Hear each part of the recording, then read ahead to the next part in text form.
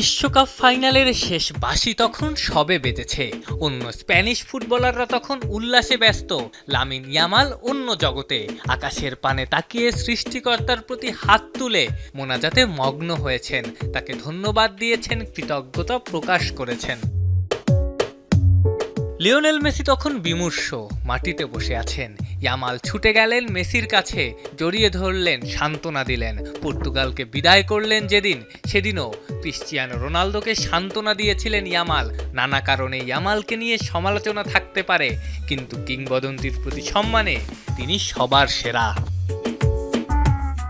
বিশ্বকাপে যে ম্যাচে তিনি প্রথমবার শুরুর একাদশে ছিলেন, সৌদি আরবের বিপক্ষে, সেই ম্যাচের শুরুতেই গোল করেছিলেন ইয়ামাল। পরে লুটিয়ে পড়েন সিজদায়, কৃতজ্ঞতা প্রকাশ করেন সৃষ্টিকর্তার প্রতি।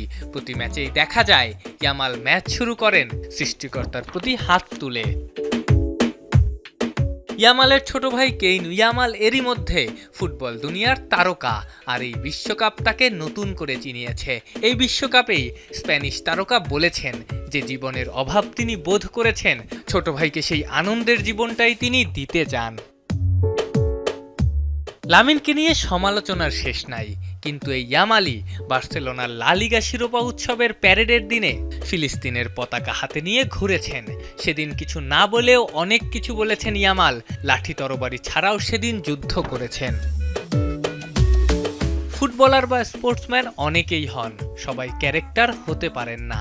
ক্যারেক্টার তারাই হন যারা মানুষের কথা বলেন, যারা সত্যের কথা বলেন। তাই তো যুগে যুগে সেরা হন অনেকেই, ক্যারেক্টার হন গারিনচারা। তাই তো ক্যারেক্টার হন মারাদোনারা। হয়তো বছর 50 পরে লোকে বলবে 21 শতকেও একজন ক্যারেক্টার ছিলেন, নাম Lamine Yamal. Afnan Piyal, Jamuna sports.